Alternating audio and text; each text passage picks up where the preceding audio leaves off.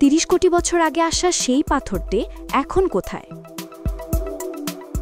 একটা পুরো পাহাড়, কিন্তু ভেতরে নেই কোনো স্তর, নেই মাটি, নেই পাথরের স্তূপ, যেন একখণ্ড বিশাল শিলা আকাশ থেকে নেমে এসেছে পৃথিবীতে। এই পাহাড়ের নাম স্টোন মাউন্টেন, যা দেখতে মনে হয় এক বিশাল উল্কাপিণ্ড, কিন্তু আসলে এটি পৃথিবীর গভীরে জন্ম নেওয়া এক বিরল প্রাকৃতিক সৃষ্টি। প্রায় ৩০ কোটি বছর আগে ভূত্বকের নিচে থাকা গলিত লাভা ঠান্ডা হয়ে জমে যায় শক্ত গ্রানাইটে। কোটি কোটি বছর পর ক্ষয়প্রাপ্ত মাটি ও নরম শিলা সরে গিয়ে এখন শুধু সেই শক্ত অনমনীয় শিলাখণ্ডটি রয়ে গেছে মাথা উঁচু করে।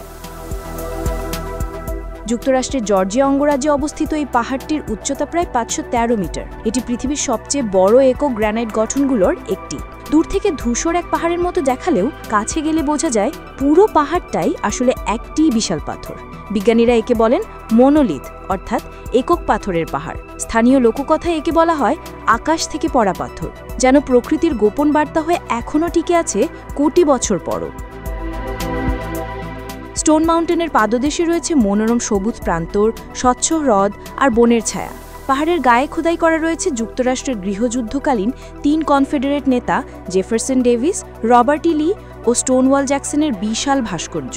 দাসপ্রথার পক্ষে থাকা এই নেতাদের স্মৃতি আজ বিতর্কিত হলেও পাহাড়টি নীরবে বহন করছে ইতিহাসের ভার।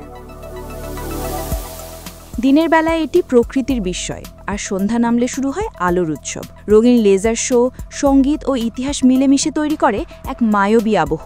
কেবল কারে চড়ে শীর্ষে উঠলে দেখা যায় দূরের আটলান্টা শহর, আর চোখে পড়ে পাথরের ফাঁক থেকে গজিয়ে ওঠা ছোট ছোট গাছ, বুনো ফুল, যেন পাথরের বুকেও জীবনের জেদি স্পন্দন। তবে এই পাহাড়ের ইতিহাস শুধু সৌন্দর্যের নয়, বেদনাও বহন করে।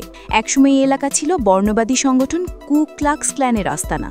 তারা এখানে কালো মানুষদের হত্যা করে পুঁতে রাখত, যা আজও মানুষকে শিউরে তোলে। কিন্তু সময়ের স্রোতে প্রকৃতি সব ক্ষত ঢেকে দিয়েছে নিজের রঙে। আজকের স্টোন মাউন্টেন আর কেবল পাথর নয়, এ এক জীবন্ত দলিল, যেখানে প্রকৃতি, ইতিহাস ও মানবতার সংঘাত মিলেমিশে আছে এক অবিচ্ছেদ্য বন্ধনে। ৩০ কোটি বছর আগে জন্ম নেওয়া সেই পাথর আজও পৃথিবীর বুক জুড়ে দাঁড়িয়ে অমর, অচল, অনমনীয়। News desk, ATM news.